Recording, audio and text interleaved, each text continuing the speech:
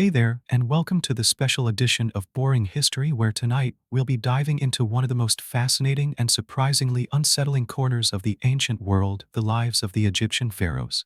If you're here for a calming, thought-provoking story to drift off to, you're in the right place.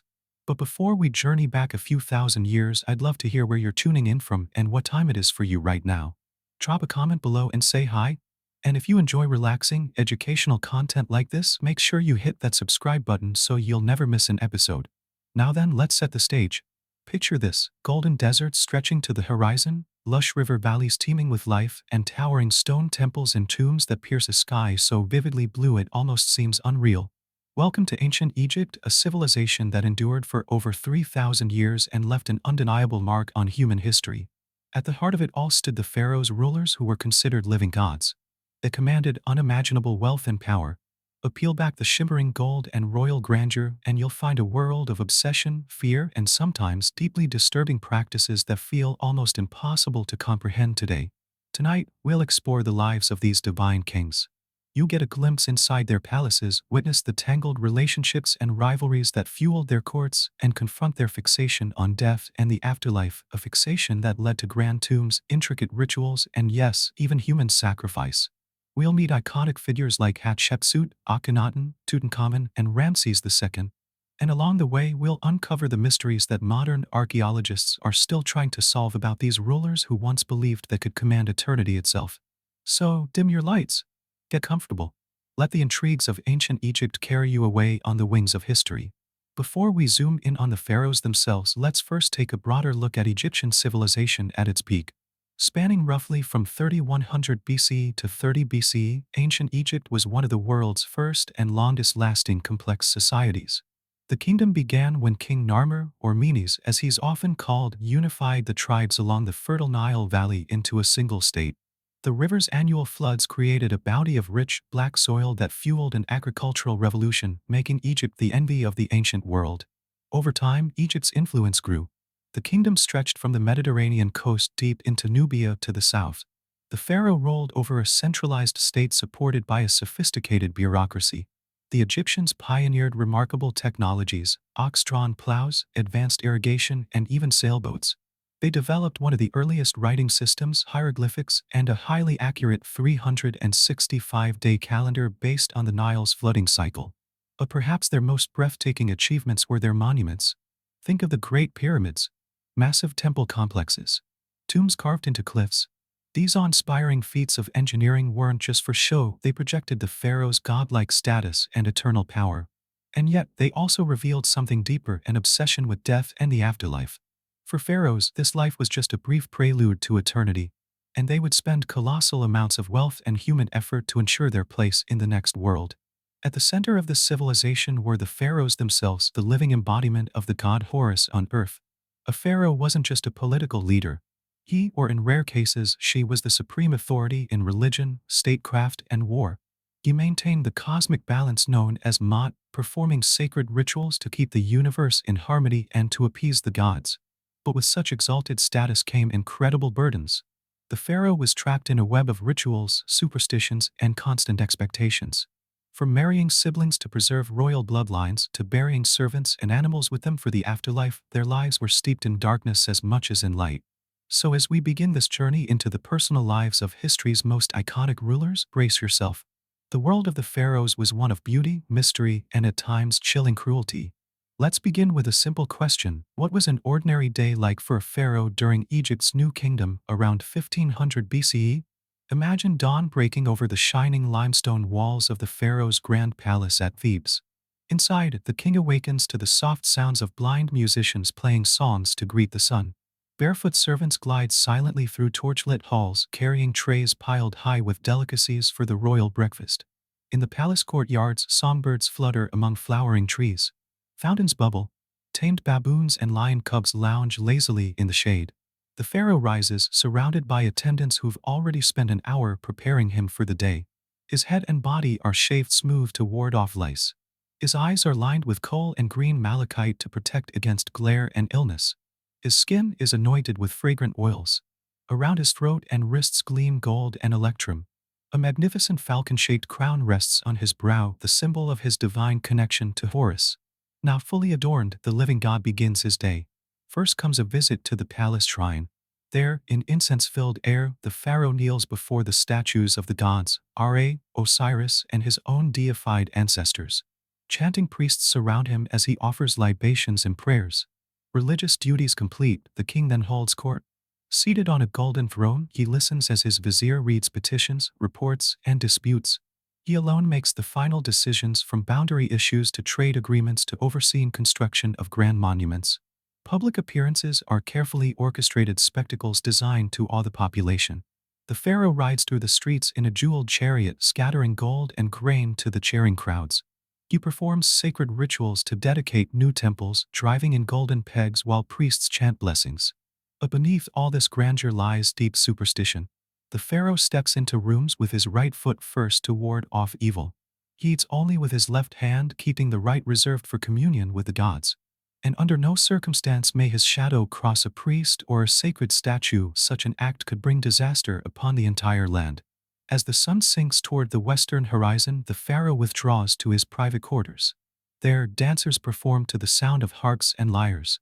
He sips date wine and debates theology with his closest advisors. But even in these rare moments of relaxation, death is never far from the pharaoh's mind. He knows this life is but a fleeting dream. Already, teams of artisans and architects are constructing his hidden tomb in the Valley of the Kings. A secret city of the dead where he will reign forever, surrounded by treasure and the spirits of those who served him in life. Yet before he can reach eternity, the pharaoh must navigate a far more dangerous realm, his own royal household. One of the king's most pressing duties is to secure the succession. But in a court where incestuous marriages are the norm and rival queens plot ceaselessly, this is no simple task.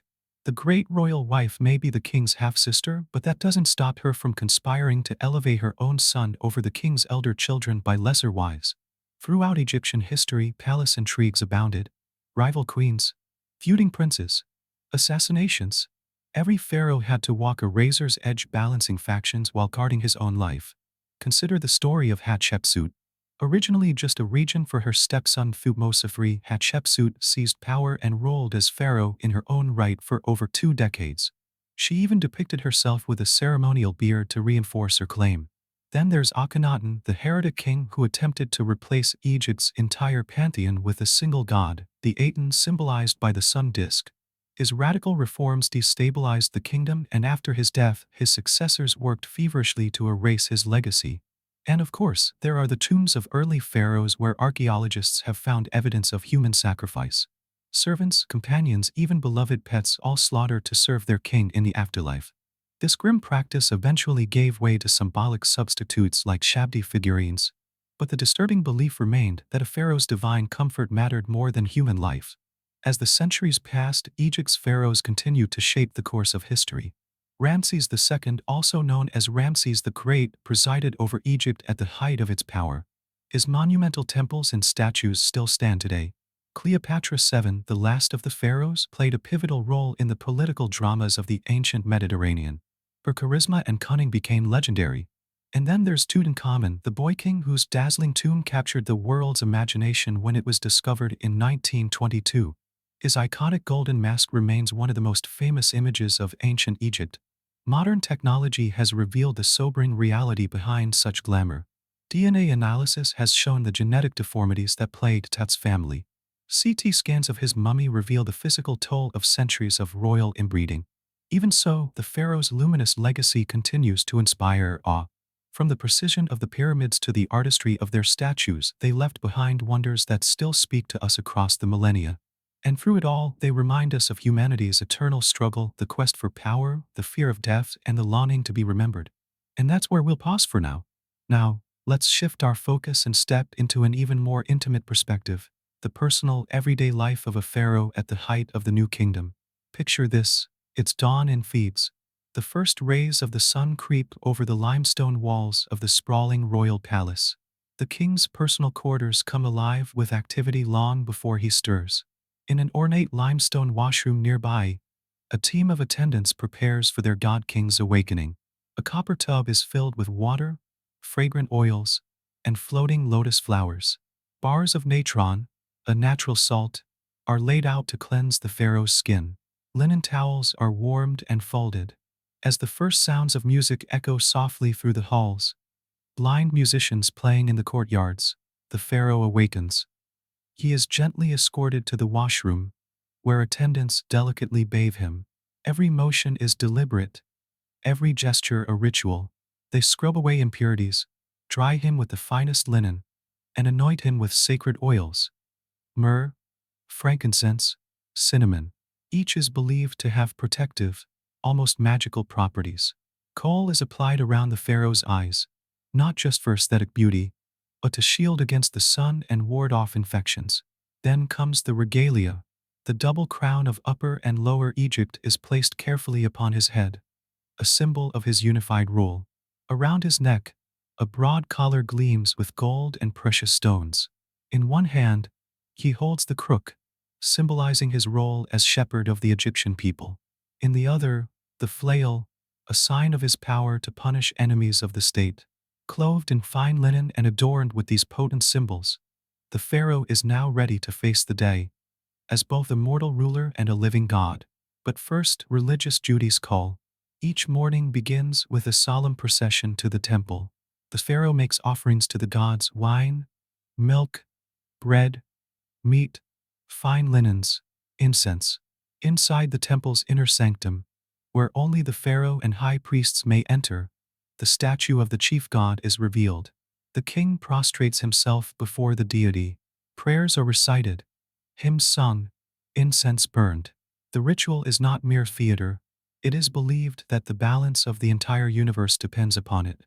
A mistake here could invite chaos, famine, disease, or invasion. The pressure to perform these rites with flawless precision is immense.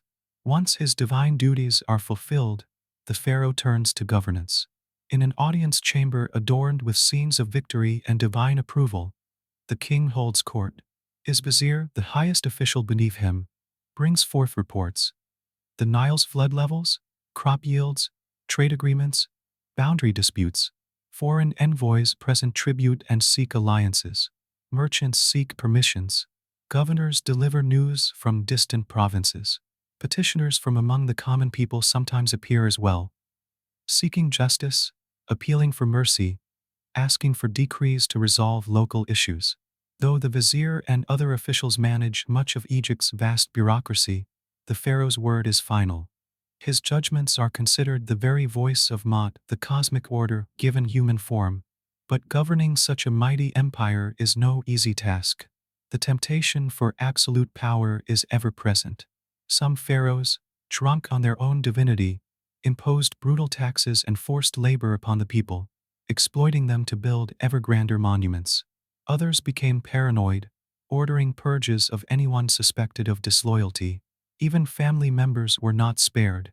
History tells us of Pharaoh Thutmose IV, who allegedly murdered his own mother and brother to eliminate rivals. Such was the price of power at the top. Yet amid these shadows, the pharaoh was also entitled to life's finest pleasures.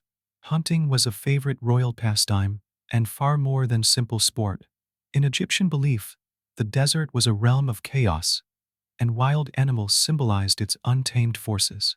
By slaying lions or gazelles with bow and chariot, the pharaoh demonstrated his mastery over nature and reaffirmed cosmic order. Hunting expeditions were grand affairs, chariots, retinues of nobles, and ceremonial returns marked by public celebration. But when not hunting or overseeing the state, the pharaoh might enjoy simpler diversions. Board games like Senet were immensely popular. More than a game, Senet symbolized the soul's journey through the Duat, the Egyptian underworld. Winning was seen as an omen of success in the afterlife. And of course, no pharaoh's day was complete without elaborate banquets. Imagine gilded halls illuminated by flickering oil lamps. Dancers sway to the haunting strains of harps. Jesters perform. The king dines on delicacies, roasted meats, fresh fish, honeyed pastries, dates, and wine. Attendants fan him with palm fronds as courtiers seek to curry favor with subtle flattery. Yet even amid such indulgence, the specter of death was never far.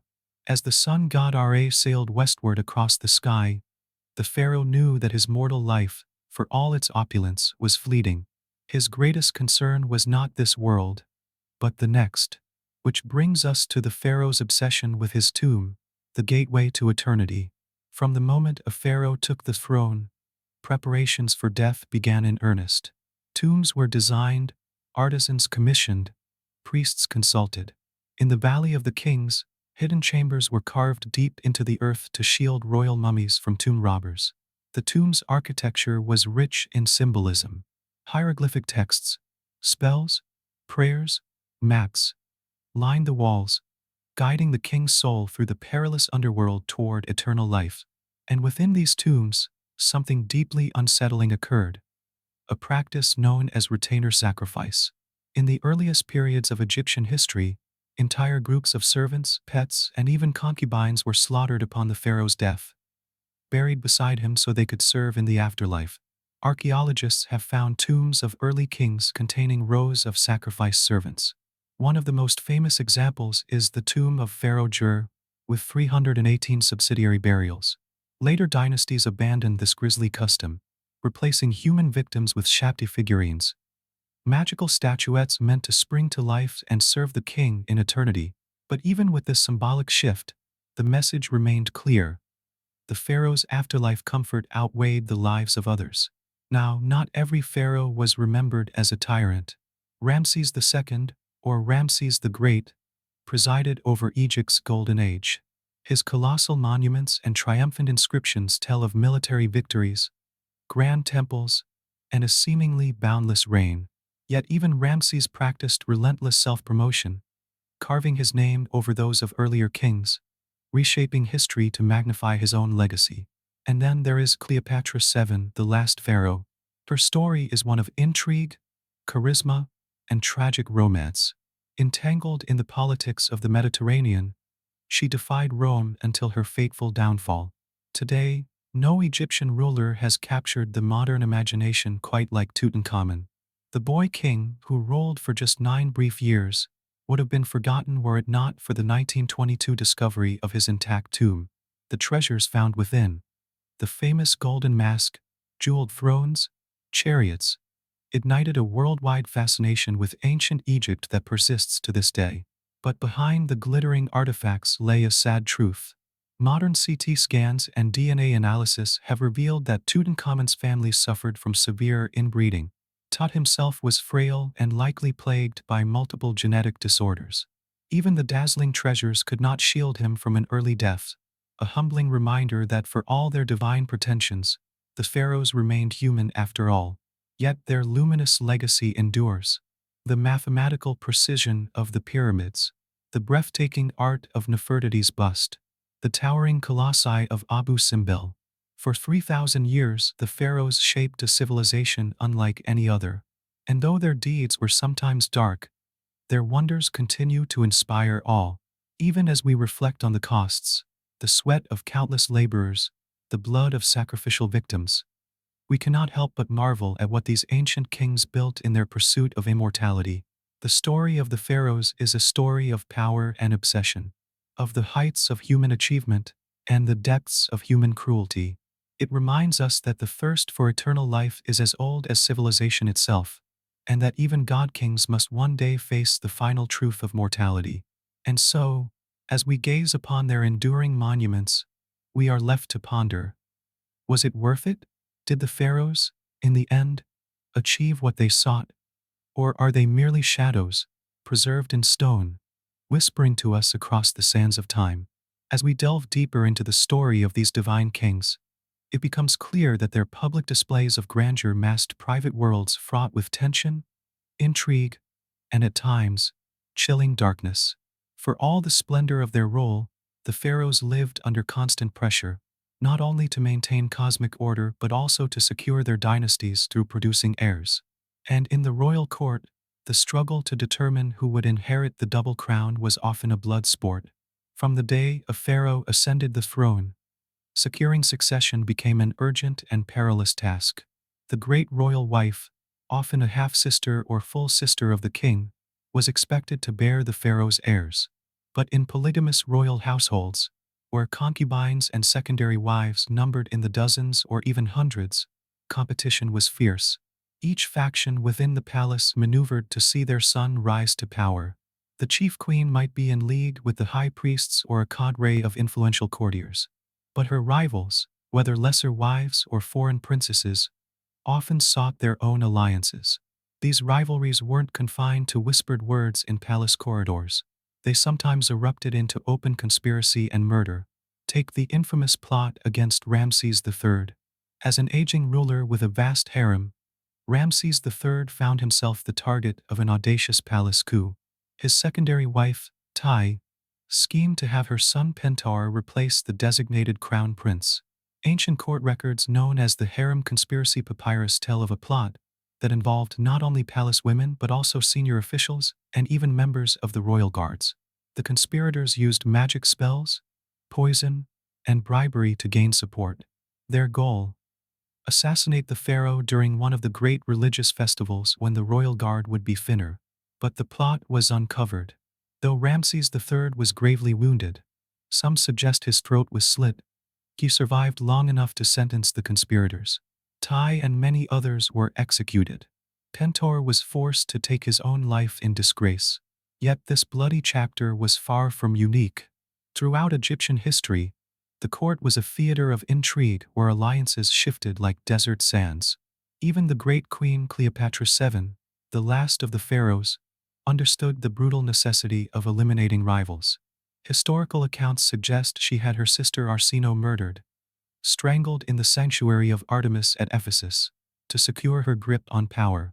But perhaps the most disturbing royal custom was that of incestuous marriage.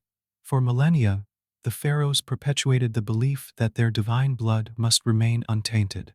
In emulation of the god Osiris and his sister wife Isis, Egyptian kings often married their own sisters, and at times their daughters. To the modern mind, this is unsettling, but to ancient Egyptians, it was a sacred tradition, a way to preserve the lineage of Horus on earth. However, the cost was steep. The family tree of the 18th dynasty, for instance, reveals an alarming pattern of brother-sister unions over multiple generations. King Tutankhamun, the most famous example, was born of an incestuous union between Akhenaten and his sister. Modern DNA analysis confirms that Tut suffered from numerous genetic defects: a clubbed foot, cleft palate, scoliosis, and a weakened immune system. These were the hidden prices of royal purity. The pharaoh's public image was one of superhuman vigor and divine perfection. But in truth, many kings were plagued by frailty, both physical and mental, brought on by generations of inbreeding. Yet the myth had to be maintained at all costs. Every day, elaborate rituals reinforced the pharaoh's status as a living god. His garments, jewelry, and even gestures were laden with symbolism.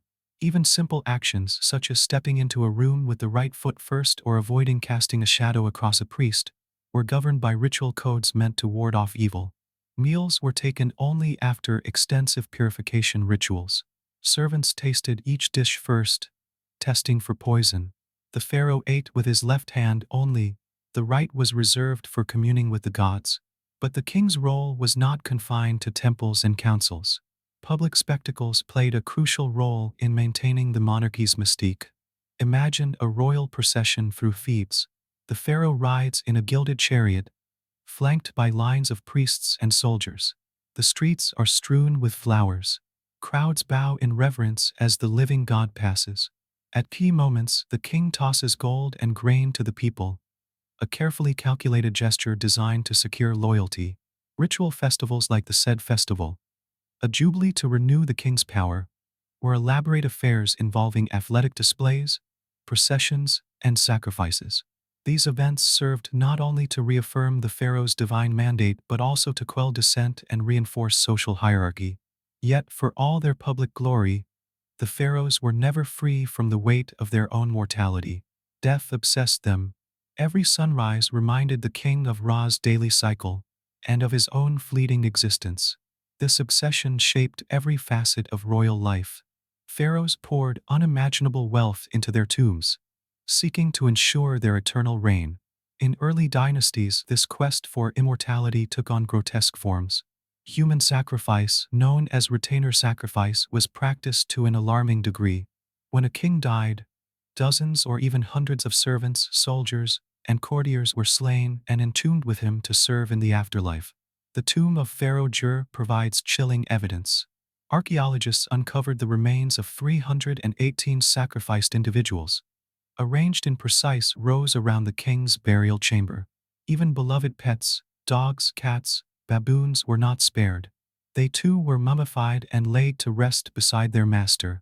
The logic was simple and terrifying. The king's comfort in the next world was paramount, and the living were expendable in its service. Thankfully, by the Middle Kingdom, this grisly practice was largely abandoned in favor of symbolic substitutes. Shabti figurines, small statues inscribed with spells, replaced human retainers. It was believed these enchanted figures would spring to life in the afterworld and perform labor for the pharaoh, but the underlying obsession remained. Even pharaohs who opposed traditional practices were not immune. Akhenaten, the so-called heretic king, sought to upend the old religious order by proclaiming Aten, the sun disk, as the sole god. He moved the capital to a new city, Akhenaten, and waged a zealous campaign to suppress the worship of other deities. Art from his reign depicts a radical shift. The pharaoh portrayed with an elongated skull, spindly limbs, and intimate scenes with his family, a marked departure from the idealized imagery of earlier kings. Yet Akhenaten's revolution proved short-lived. After his death, the priests and nobles swiftly restored the old gods. His monuments were defaced, his name erased from king lists. Even the enigmatic figure of Nefertiti, his queen and possible co-regent, vanished from the record. But Akhenaten's tale underscores the peril of straying too far from tradition, even for a living god. In contrast, Ramses II understood the power of tradition and of propaganda. Ramses II, or Ramses the Great, ruled for 66 years, one of the longest reigns in Egyptian history. His building projects were unparalleled. Temples, statues, obelisks, all bore his name and image. Ramses even ordered his own likeness carved over earlier inscriptions, effectively rewriting history in his favor. His military exploits, most famously the Battle of Kadesh, were immortalized in grand reliefs, though the reality was likely more a stalemate than the decisive victory proclaimed.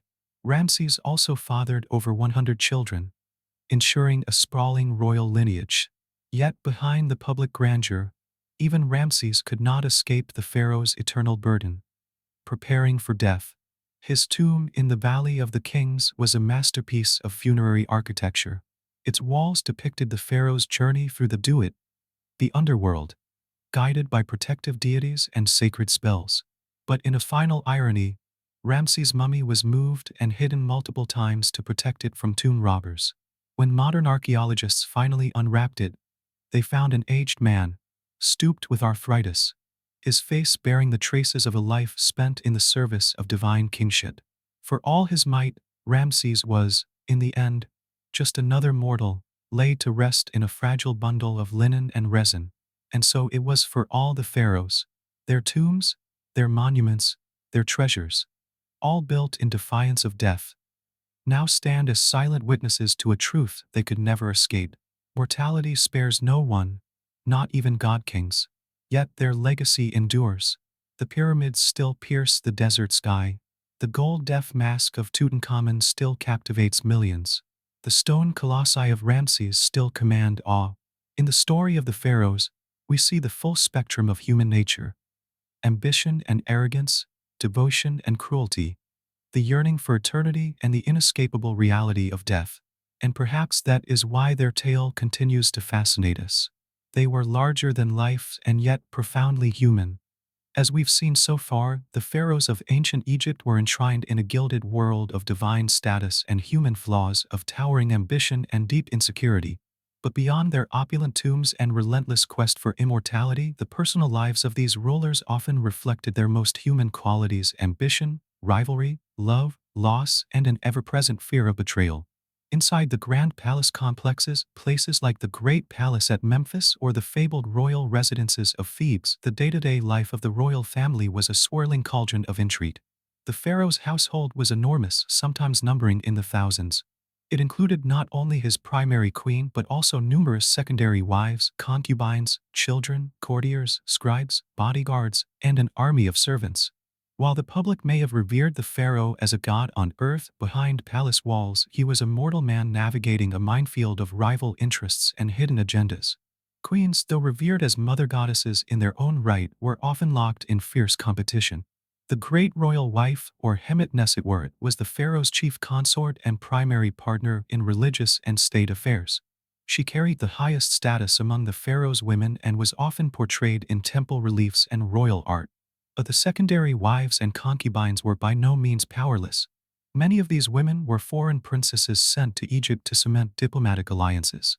Others were noble-born Egyptians seeking to elevate their family standing, and in a society where male heirs determined dynastic continuity, the ability to bear a son made any royal woman an instant power player. This created a volatile dynamic within the harem. A queen who bore a sickly child or no sons at all might see her influence dwindle rapidly. Meanwhile, a favored concubine who gave birth to a promising heir could quickly rise in prominence. The stakes were immense and the consequences brutal. Consider again the infamous plot against Ramses III. His chief wife, Queen Isis-Dahemjert, had already borne the designated crown prince, the future Ramses IV. Atai, a secondary wife, sought to advance her own son, Pentar. For conspiracy enlisted high-ranking officials, magicians, and even members of the palace guard. According to surviving judicial records, spells were cast, poisons prepared, and even elaborate puppets created to manipulate palace forces in Tai's favor.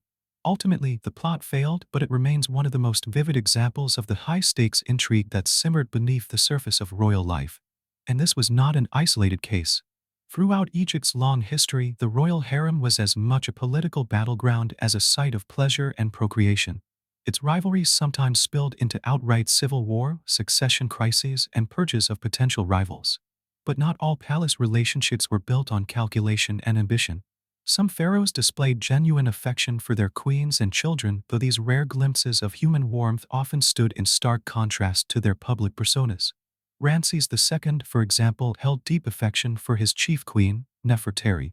He commissioned a magnificent tomb for her in the Valley of the Queens, its walls covered with loving inscriptions and breathtaking art. At Abu Simbel, he had an entire temple built in her honor, an extraordinary gesture for a king of such ego and stature. The reliefs there show the royal couple together in affectionate scenes, Nefertari portrayed as Ramses' equal rather than a subordinate. Similarly, depictions of Akhenaten's family life reveal an unusually intimate dynamic. Art from the Amarna period shows the pharaoh, Queen Nefertiti, and their 6 daughters engaged in tender family moments, holding hands, exchanging kisses, or playing together. Such representations were a radical departure from the stiff, formal images of earlier dynasties, offering a rare glimpse into the private joys of royal life. Yet even in these human moments, the shadow of dynastic politics loomed large. Akhenaten's own radical religious reforms destabilized Egypt, and after his death, the court quickly reverted to the old ways, erasing his name and defacing his monuments. His beloved Nefertiti vanished from historical records, and their daughters were married off in politically expedient unions. Perhaps the most tragic example of dynastic fragility lies in the story of Tutankhamun. Born to Akhenaten and likely his own sister, Tut inherited a fragile genetic legacy. Though crowned as a child, Tut struggled with debilitating health issues, severe bone disorders, malaria, and a deformed foot that required a cane. Despite this, he married his half-sister Enkesenemen, seeking to preserve the royal bloodline. Tragically, their union produced only 2 stillborn daughters, both of whom were mummified and buried alongside the young king. Tutankhamun's early death at just 19 brought Egypt to a succession crisis, and his widow found herself in an impossible position. In a remarkable move, Enkesenemen wrote to the king of the Hittites, a sworn enemy of Egypt, begging him to send one of his sons to marry her and claim the throne. This unprecedented plea reveals the sheer desperation and vulnerability of royal women trapped in the dangerous game of succession. Though the Hittite prince set out for Egypt, he was assassinated en route, likely by factions within the Egyptian court who saw the marriage as treason. Enkesenemen's fate remains unknown. She disappears from history, her ultimate end one of ancient Egypt's many enduring mysteries. In truth, the pharaoh's household was less a family and more a battlefield.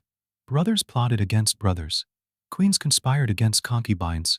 Children were both cherished and sacrificed on the altar of dynastic ambition. Even the most exalted rulers could find themselves brought low by those closest to them. Amenemhat I, founder of the 12th dynasty, was famously murdered by his own bodyguards, likely at the instigation of a family rival. Ramses III may have survived an initial assassination attempt only to succumb to his wounds later. And across the centuries, countless princes and princesses vanished from the historical record, likely victims of palace purges. Yet for all this treachery and tragedy, the royal family also remained the beating heart of Egyptian civilization. Their marriages sealed alliances. Their births ensured dynastic continuity. Their rituals and ceremonies reaffirmed the divine order. Every gesture, every appearance was laden with cosmic significance.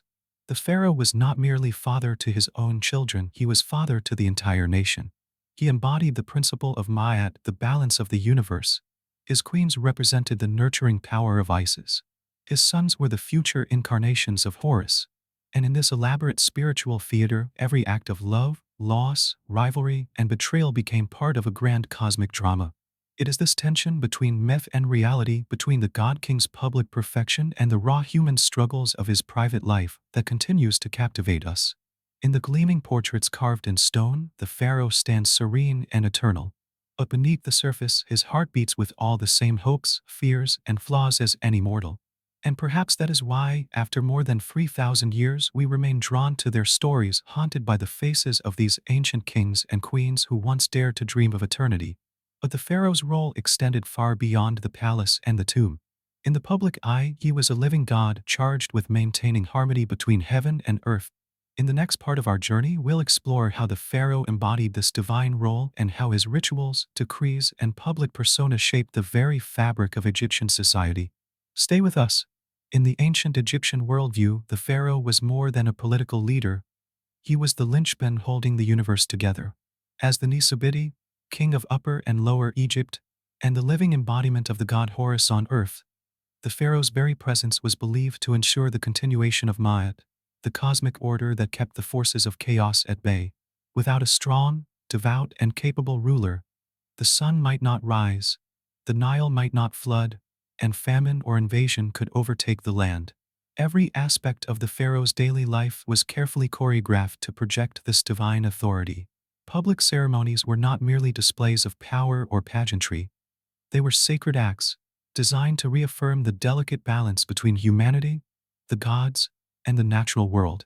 One of the most important of these rituals was the Sed festival, or Het Sed, a royal jubilee celebrated after 30 years of a pharaoh's reign, and periodically thereafter.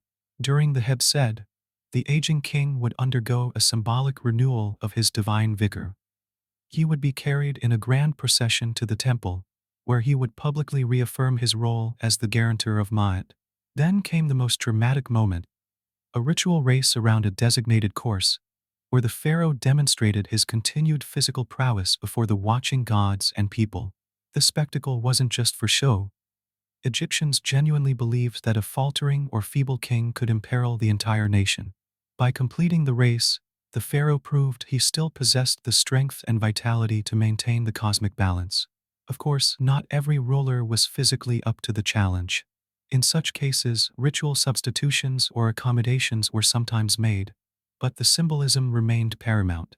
Beyond these grand festivals, the pharaoh's divine role was reinforced daily through ritual acts at temples across Egypt. Though the king could not personally visit every temple, he was the theoretical high priest of all.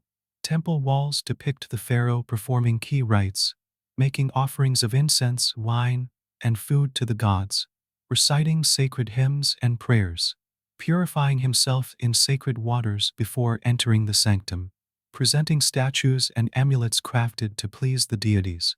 Each morning, the image of the chief god in a temple was ritually awakened, anointed, and dressed, always in the pharaoh's name, even if priests performed the actual acts.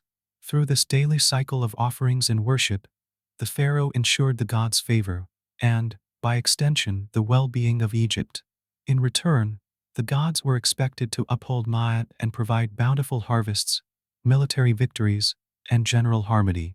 This reciprocal relationship lay at the heart of Egyptian religion, and it made the king's piety a matter of national survival. But the pharaoh's role wasn't confined to temples. His presence loomed large in the very landscape of Egypt. Monuments, obelisks, stelae, and temples proclaimed the king's divine authority to every citizen, from peasant farmer to noble elite. These structures weren't mere vanity projects. They were tangible affirmations of Ma'at in stone. By carving the king's deeds and divine titles into temple walls, builders ensured that the ruler's contribution to cosmic order would endure for eternity. And pharaohs understood the power of this medium. Consider Ramses II, whose name and likeness appear on more surviving monuments than any other king. Through sheer force of will and prolific building campaigns, he ensured that future generations would remember him as the mightiest of rulers.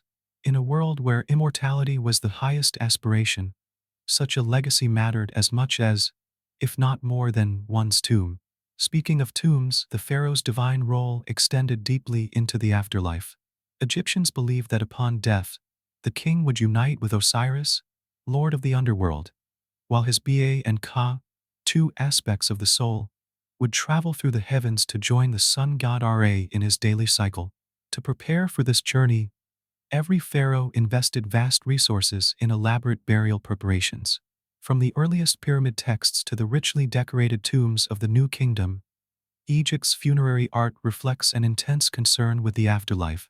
Tombs were inscribed with spells, prayers, and detailed maps of the Duat, the Egyptian underworld, designed to guide the king safely past demons, traps, and tests. Among the most famous of these guides is the Book of the Dead, a collection of spells meant to help the deceased overcome challenges and achieve eternal life. Scenes from this text adorn the walls of many royal tombs, including that of Ramses VI in the Valley of the Kings. The final goal? To be judged in the Hall of Ma'at, where the heart of the deceased was weighed against the feather of truth. If the heart proved lighter or equal, the soul was granted access to the field of reeds, a blissful eternal paradise. If it failed, the soul faced annihilation. For a pharaoh, the stakes were even higher. His successful journey ensured not only his own eternal life, but also the ongoing prosperity of Egypt itself. Thus, the construction of royal tombs became a sacred duty, one often begun the moment a new king took the throne. Workers labored for decades carving tunnels deep into rock, painting scenes of divine triumph, and filling chambers with treasures meant to serve the king in eternity. Yet for all these efforts, tomb rotting remained a constant threat. Even the mighty tomb of Tutankhamun, famously discovered largely intact in 1922, showed signs of ancient intrusions. Ironically, it was the obscurity of the boy king that preserved his tomb. The more famous and richly stocked tombs of rulers like Ramses II were looted long ago. Despite these losses, the surviving art and texts give us an unparalleled window into the ancient Egyptian conception of kingship, divinity, and the afterlife. They reveal a society in which every sunrise, every harvest, and every beating heart was thought to depend on the proper conduct of a single man. And this immense responsibility bred both greatness and madness. Some kings rose to the challenge with wisdom and piety, building legacies of justice and prosperity. Others succumbed to hubris, surrounding themselves with yes-men and plunging the land into turmoil. Akhenaten, the heretic king, exemplifies this latter tendency. Driven by religious fervor, he abandoned the traditional gods, closed their temples, and promoted the worship of Aten, the solar disk, as the sole deity. While his motives remained debated, the result was widespread disruption. Economic activity suffered as temples lost their income. The priesthood, long a stabilizing force, was alienated. The populace, confused and resentful, endured a period of spiritual upheaval. In the end, Akhenaten's reforms collapsed shortly after his death, and Egypt reverted to its old ways under Tutankhamun and his successors. The lesson was clear. For all the pharaoh's divine status, he was not above the cosmic order he was meant to uphold. Deviation invited chaos. This tension between the pharaoh's absolute power and his duty to Ma'at defined Egyptian kingship for 3 millennia. And it remains one of the most compelling aspects of the civilization's legacy. Even today, as we gaze upon the monumental temples of Karnak, the enigmatic face of the Sphinx, or the haunting treasures of Tutankhamun's tomb, we sense the weight of this ancient bargain. Power, yes, but only in service of cosmic balance. To violate that trust was to invite ruin. In the next part of our journey, we'll turn to the twilight of the pharaohs, the gradual decline of their power and the foreign conquests that ultimately ended their reign. But even as political fortunes waned, the idea of divine kingship remained a potent force, one that shaped the identity of Egypt long after the last native pharaoh had passed into history. Join us as we explore this final chapter in the saga of the god kings of the Nile. As the sun set on the grand age of Egypt's god kings, the concept of divine kingship did not vanish overnight. It lingered etched in stone, whispered in prayers, and alive in the hearts of a people whose identity had been bound to the Nile and its pharaohs for thousands of years. But the final centuries of pharaonic rule were marked by decline, foreign conquest, and cultural transformation. Beginning in the late New Kingdom period, around the 12th century BCE, Egypt faced a series of existential challenges. Internal strife, corruption, and weak rulers sapped the strength of the central government. The powerful priesthood of Ammonius grew into a state within a state, at times eclipsing the pharaoh's authority. Meanwhile, the ancient foes of Egypt, Libyans, Nubians, and eventually the Sea Peoples pressed harder against the kingdom's borders. By the Third Intermediate Period, Egypt had fragmented. Rival dynasties ruled in Upper and Lower Egypt, with the priest-kings of Thebes holding sway in the south and Libyan warlords carving out territories in the north. It was during this era of division and instability that the concept of the pharaoh began to shift. No longer the unchallenged divine ruler of a united land, the king now became a figure who had to negotiate his authority with powerful regional factions and an entrenched priesthood. Still, the trappings of divine kingship endured. Even lesser rulers continued to build temples, inscribe grand titles, and participate in the timeless rituals of Ma'at. In a sense, these acts became more important than ever, a bulwark against the creeping chaos of political decline. But Egypt's geopolitical position had changed irrevocably. The great powers of the Near East, Assyria, Babylon, and later Persia were rising, and Egypt could no longer match their military might. By 525 BCE, Egypt fell to the Persian king Cambyses II, becoming a province of the vast Achaemenid Empire. The shock of foreign rule tested the resilience of Egyptian identity. Yet even under Persian domination, the rituals of kingship continued. Persian rulers styled themselves as pharaohs in Egypt, participating in temple rites and presenting themselves as upholders of Ma'at. Their inscriptions often echoed traditional pharaonic formulas, a testament to the enduring symbolic power of Egypt's ancient institutions. But the longing for native rule remained strong. Periodic revolts broke out, and when Egypt briefly regained its independence during the 28th through 30th dynasties, native pharaohs once again donned the double crown and sought to revive the glories of the past. This cultural renaissance saw renewed temple building and a conscious return to Old Kingdom artistic styles. It was a final, defiant flourish, a civilization looking back to its deepest roots even as the world around it changed beyond recognition. Yet Egypt's independence was short-lived. In 332 BCE, the arrival of Alexander the Great heralded a new era. Welcomed as a liberator from Persian rule, Alexander was crowned pharaoh in Memphis and honored Egyptian religious traditions. His conquest marked the start of the Ptolemaic dynasty, a line of Greek rulers who would blend Hellenistic and Egyptian customs in a unique cultural fusion. The Ptolemies were astute enough to recognize the enduring power of Egypt's religious institutions. Though Greek in origin, they embraced the role of pharaoh, participating in traditional temple rituals, commissioning monumental works in the style of earlier dynasties, and presenting themselves as legitimate heirs to the throne of Horus. Under their rule, Egypt saw remarkable cultural flowering. Temples like those at Edfu and Dendera, some of the best preserved in Egypt today, were constructed during this period, covered in reliefs that harken back to the great monuments of the New Kingdom. The Ptolemies also introduced innovations of their own. The famous Lighthouse of Alexandria, one of the seven wonders of the ancient world, and the Great Library of Alexandria symbolized a fusion of Greek and Egyptian learning and ambition. But for all their grandeur, the Ptolemies were not immune to the toxic dynamics of royal succession that had plagued native dynasties.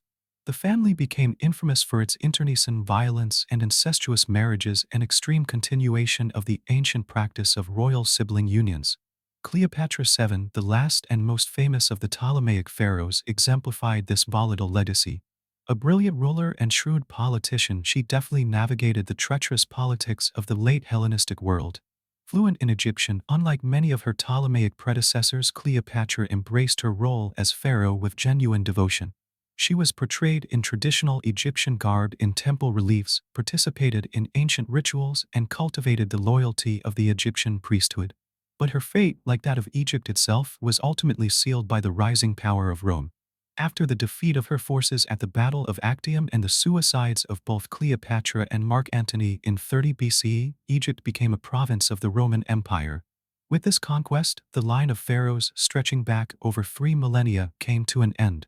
Yet the cultural legacy of pharaonic kinship endured. Even Roman emperors adopted Egyptian royal titulary when in Egypt, participating in temple rituals to maintain the illusion of continuity. In the broader Roman world, fascination with Egypt's ancient mystique flourished. Egyptian motifs appeared in Roman art and architecture. Egyptian priests continued to serve in temples, and the cults of Isis and Osiris spread across the empire. And in the centuries that followed, as Christianity and later Islam transformed Egypt, the land's ancient identity persisted beneath the new cultural overlays. Villages still bore the names of ancient gods. Folktales preserved echoes of long-forgotten myths. And the monuments of the pharaohs stood silently, enduring witnesses to a vanished world. When Napoleon's scholars began documenting Egypt's ruins in the 18th century, they ignited a new wave of global fascination, a fascination that continues to this day. Modern Egyptologists have painstakingly pieced together the history of the pharaohs, deciphering their inscriptions, reconstructing their monuments, and unearthing their treasures. Yet for all our knowledge, much remains shrouded in mystery. The pyramids still guard their secrets. The true motivations of figures like Akhenaten elude definitive explanation. The final resting places of some great pharaohs remain undiscovered. And the intangible essence of divine kinship, what it meant to ancient Egyptians to see their ruler as a living god, can only be glimpsed through the fragmented lens of surviving texts and images. But perhaps that is part of the enduring allure. The story of the pharaohs is not just a tale of kings and queens, of battles and temples. It is a meditation on power, faith, and the human desire to transcend mortality. It reminds us that even those who claim to be gods were, in the end, subject to time, fate, and the inexorable march of history. As we stand beneath the towering columns of Karnak or gaze upon the serene visage of Tutankhamun's golden mask, we are invited to ponder the fragile boundary between the earthly and the divine, to reflect on the ambitions and anxieties that drove Egypt's rulers to such extraordinary heights and the costs they paid in pursuit of eternal life. In this way, the legacy of the pharaohs continues to speak to us across the millennia. Their monuments may crumble, their names may fade, but their story endures, a timeless testament to the grandeur and tragedy of human aspiration. And so, as we conclude our journey through the lives of the pharaohs, we do not say goodbye. For in every whispered legend, every shard of hieroglyphic text, every sunbeam striking the face of an ancient temple, they live on. And as long as we remember them, as long as we tell their stories, they remain immortal, their dreams echoing across the sands of time.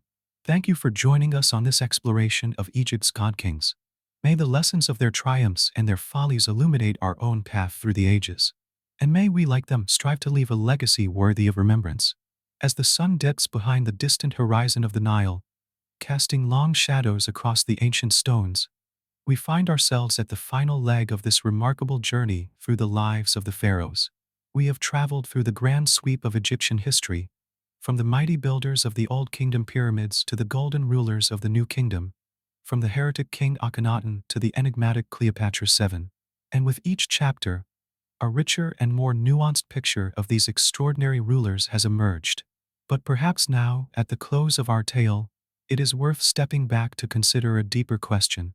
Why does the story of the pharaohs continue to fascinate us, thousands of years after their voices fell silent? What is it about these long-dead rulers, who lived in a world so alien from our own, that speaks so powerfully to the human imagination? I think the answer lies not only in their monumental achievements, though the pyramids, temples, and golden treasures remain breathtaking, but in the very contradictions of their existence. The pharaohs were mortal beings who claimed divine status. They were tasked with maintaining cosmic order even as their own courts seethed with jealousy, intrigue, and violence. They commanded unimaginable wealth and power, yet remained haunted by the same fears that grip us all. The fear of death, the longing for legacy, the desperate hope that something of us might endure beyond the grave. In this, the pharaohs were not so different from us. Their monuments were grander, their rituals more elaborate, their claims more audacious, but at heart, They grappled with the same timeless questions that define the human condition. How do we live with honor? How do we face mortality? How do we ensure that our lives have meaning after we are gone? Consider the towering figure of Ramses II. Here was a man who ruled for 66 years, who erected colossal statues of himself across the land, who fathered over 100 children, who sought through sheer force of will to carve his name into eternity. And in some ways, he succeeded. We still speak his name today. We still marvel at his temples and tombs. But even Ramses could not escape death.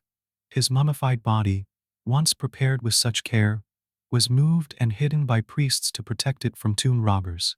When his remains were unwrapped in the modern era, they revealed a frail old man, a poignant reminder of the ultimate limits of earthly power. Or think of Akhenaten, whose religious revolution shook the foundations of Egyptian society. Driven by a vision of monotheism, he sought to reshape his world, but his reforms were swiftly undone after his death. His name was nearly erased from history, his temples dismantled, his city abandoned. Yet today, Akhenaten is remembered not as a failure, but as one of the most fascinating and enigmatic figures in ancient history. There is a lesson here. It is not only through monuments or conquest that a legacy is built. Sometimes, it is through the courage to challenge convention, to dream a different dream, even if the world is not yet ready to receive it. And then there is Tutankhamun, the boy king whose tomb, discovered intact after millennia, reignited the world's fascination with ancient Egypt. For all his golden treasures, Tutankhamun himself was a tragic figure. Sickly, likely manipulated by powerful advisors, dead before reaching full manhood. Yet in the end, it was not the size of his empire or the length of his reign that secured his immortality, but the simple accident of archaeological fortune. An untouched tomb, a gleaming mask, a story waiting to be told. How fitting, then, that Tutankhamun's name today is known around the world. Proof that legacy is often forged in ways beyond our control. The pharaohs understood this better than most. They knew that time could be both an ally and an enemy, that sand and stone could preserve their memory or swallow it. And so they built with eternity in mind. They inscribed their names in hieroglyphs, invoked powerful spells to ward off oblivion, and surrounded themselves with symbols of divine power. Yet for all their efforts, the passage of time remained relentless. Dynasties rose and fell, tombs were robbed, statues were defaced, temples were buried beneath the sands, and still, miraculously, something endured, enough for us to piece together their stories, to gaze upon their art, to read the prayers they left behind. And through these fragile remnants, a voice from across the ages speaks. I was here, I mattered. I sought to order the world and carve my place within it. In this, the pharaohs are not alone. Each of us, in our own way, carries the same longing. We build our own monuments, not of stone, but of words, deeds, and relationships. We seek to leave behind something of ourselves that will outlast the fleeting span of our lives. And perhaps this is why the story of the pharaohs resonates so deeply, because beneath the layers of gold and ritual, beyond the masks of divinity, we recognize the same hopes, fears, and dreams that animate us still. They remind us that the quest for meaning is universal, that power and mortality remain forever entwined, that in the face of eternity, all human striving is both noble and fragile. And so as we bring this journey to a close, let us honor the pharaohs not only for their grandeur, but for their humanity. For in their triumphs and failures, in their wisdom and folly, in their longing for eternal life, they offer us a mirror in which to glimpse our own reflection. The stones of Karnak may crumble, the pyramids may erode, the names of kings may fade from memory, but the story endures. The story of power and faith, of ambition and mortality, of a civilization that dared to dream beyond death, and in doing so shaped the course of human history. As you drift into sleep tonight, perhaps let your mind wander along the banks of the Nile. Imagine the flickering torchlight of an ancient temple. Hear the whispered prayers of priests in a darkened sanctuary. Feel the weight of the stars above the great pyramids. And remember that across the vast gulf of time, the Pharaohs still speak to us, still invite us to ponder the great mysteries of life and death, still remind us that even in the face of the eternal, the human spirit endures. Thank you for joining me on this voyage through the dazzling and disturbing lives of Egypt's god kings. If you've enjoyed this exploration, I invite you to subscribe to the channel for more journeys into the past. And if the story of the Pharaohs has stirred your imagination, as it has stirred mine, leave a comment below. What part of their legacy speaks most to you? What lessons can we draw from their triumphs and their tragedies? I look forward to hearing your thoughts. Until next time, sleep well, and may your dreams be filled with the golden light of ancient Egypt, where kings once walked as gods, and where the sands of time still whisper their names. Good night.